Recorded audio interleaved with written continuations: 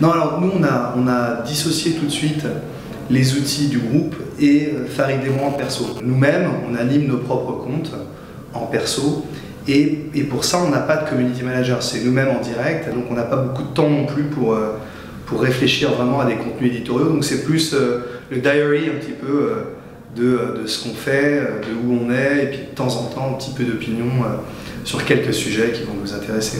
Et c'est notre espace à nous pour faire nos conneries. Voilà. Donc on s'autorise un peu plus sur nos comptes perso que les comptes du groupe, qui sont un petit peu plus policés forcément. Pour moi perso c'est formidable parce que je suis beaucoup plus dans la synthèse que dans l'analyse, et donc les 140 caractères c'est du bonheur. Je trouve que c'est une façon extraordinaire d'accéder à l'information. C'est une visibilité, c'est-à-dire que c'est un peu des pillards, là si on parle de la partie du groupe, c'est des pillards permanents. Donc après, c'est pas non plus ça qui va ramener un client. Ce qui va ramener des clients, c'est les opérations, on va dire en digital activation qu'on peut faire, c'est-à-dire du type Carambar par exemple.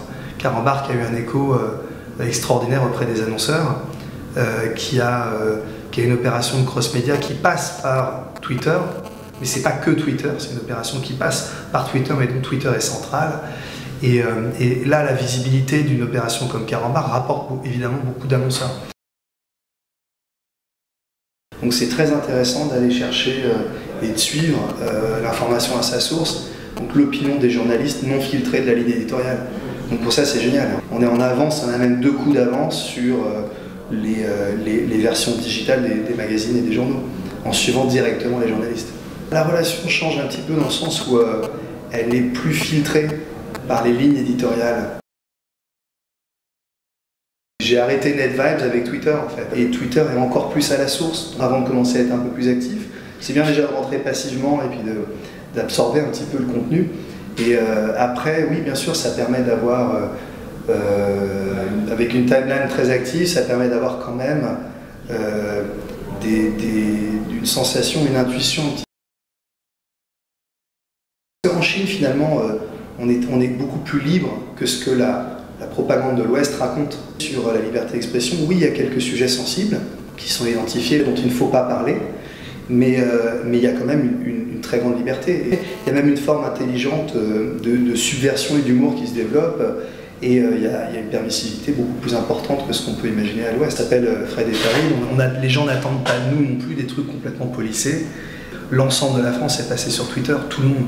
Donc c'est aujourd'hui un outil démocratique, utilisable partout. Ne pas être sur Twitter, c'est un peu comme refuser d'avoir un email. Les réseaux sociaux à l'Est, et notamment en Chine, c'est extraordinaire, c'est-à-dire c'est beaucoup plus actif. Beaucoup plus le pourcentage de population sur les réseaux sociaux chinois est beaucoup plus important en Chine que dans le reste du monde. L'usage est beaucoup plus mobile, Android est mobile. Il y a une vraie différence entre l'Est et l'Ouest, c'est qu'en Chine, on a beaucoup plus de difficultés à protéger les technologies. Donc il y a une permissivité beaucoup plus grande. Donc la Chine crée un réseau social parce qu'elle combine des technologies existantes pour créer du nouveau. Il n'y a pas de complexe à avoir pour des nouveaux qui débarqueraient en 2013-2014, ou des gens qui ne sont peut-être pas de la même génération, qui sont de la génération de mes parents. Donc il n'y a aucune retenue à avoir, et l'intérêt par contre est essentiel. L'intérêt en passif, pour prendre le pouls un petit peu de la société et comprendre un petit peu ce qui se passe au-delà et avant les redirections des lignes éditoriales, qui elles sont influencées par des groupes. Donc ça permet de prendre le pouls sur l'information, je dirais, brute, en mode actif. C'est intéressant.